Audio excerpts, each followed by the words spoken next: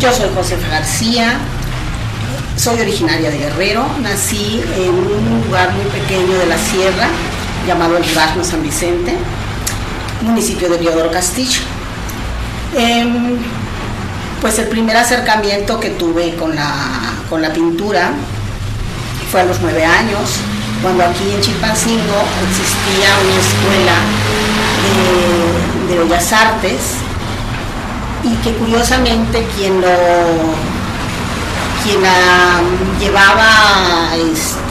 llevaba las riendas de esa institución era el maestro Carlos Rodríguez Díaz, muy importante, yo creo, para la trayectoria de lo que fue sobre todo el teatro. A él se le debe el Teatro María Luisa Ocampo, y en esa época yo creo que se hacía pues bastante teatro, ¿no? Entonces esa es la época en que empiezo y en que incursiono en el dibujo, sobre todo, y posteriormente,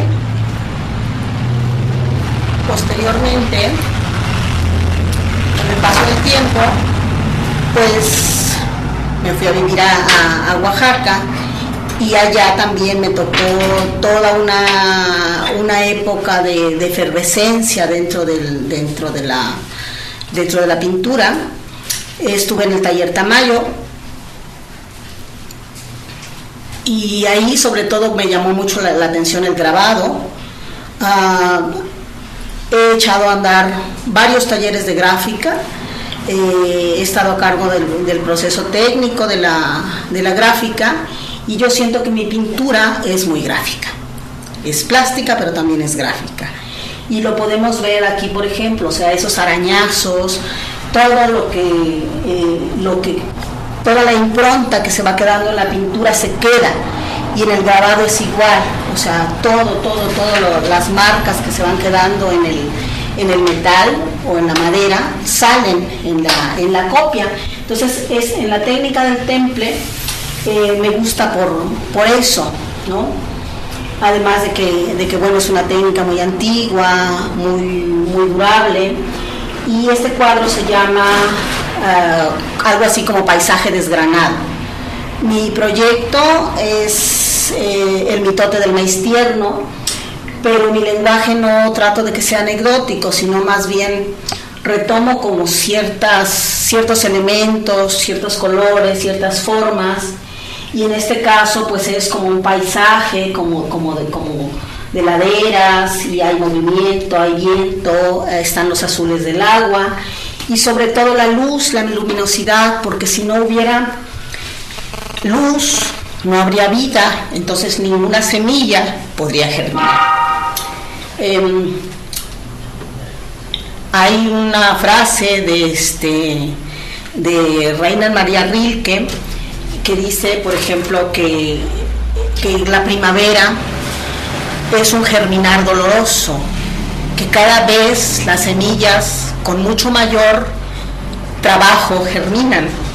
Entonces el maíz nos habla no solo de lo que somos y de la vida y de dónde venimos, sino también nos habla de una amenaza dentro del rollo de la globalización, y por eso es como un paisaje desgranado, ¿no? O sea, como todo lo que ha pasado, esta semilla desde que nace hasta esta época de maíz transgénico, ¿no? Este es otro tríptico. Este está hecho sobre papel amate, y es una técnica mixta. Aquí ya es como la síntesis de lo que es el maíz, como la parte final del maíz, esos piquitos que le quedan otra vez, y lo pongo así como pequeñas espinas, ¿no? Alguna vez yo dije que mi obra era espinosa, entonces yo decía, bueno, pero ¿por qué es espinosa? ¿No? Me quedé así como muy inquieta, y entonces al final, después de reflexionarlo, pues dije, es espinosa porque tiene aristas, ¿no? Aristas que me astillan el corazón, y bueno, aquí se refleja, ¿no?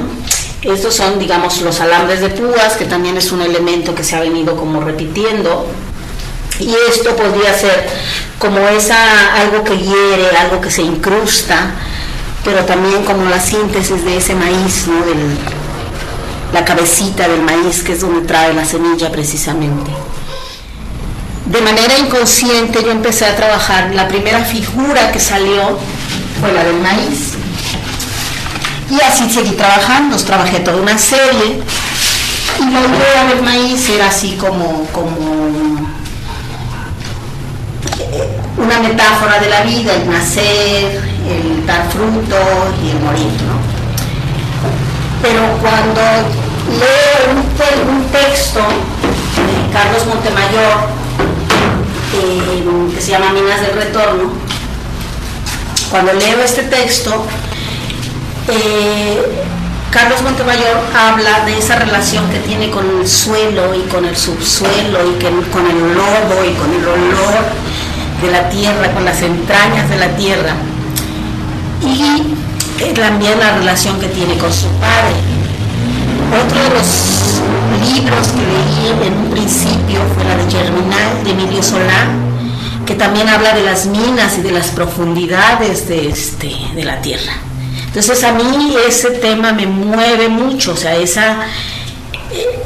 que hay adentro de la tierra, o sea. Entonces esa fue como el primer acercamiento, pero yo no ataba con lo que yo había vivido. Entonces cuando llego a Chilpancingo, de regreso, después de 20 y tantos años que estuve en Oaxaca, regreso a Chilpancingo, mi papá está muy enfermo, releo este libro de Carlos Montemayor para empezar a ver cuál había sido mi relación con mi propio padre. Y en esa relación encuentro que el hecho de que él no haya tenido hijos y yo haya sido, o sea, la que iba con él a sembrar, a cosechar, pues siento que ya lo hago de una manera totalmente consciente, y dije, ahora entiendo por qué surge el rollo del maíz. O sea, yo no estaba haciendo producir la tierra, pero podía hacerlo en el lienzo. Entonces de ahí viene. Y otra vez, en el rollo de las coincidencias, en un altar de muertos que se puso en la Escuela Estatal de Música, hicieron un altar y tiraron estos que yo le llamo mazúchiles, y que después me di cuenta que se llaman mazúchiles. Son las flores que no pierden el aroma, que cuando están muy frescas tienen un amarillo muy intenso, y aun cuando se seca no pierde el aroma, y es como muy ritual.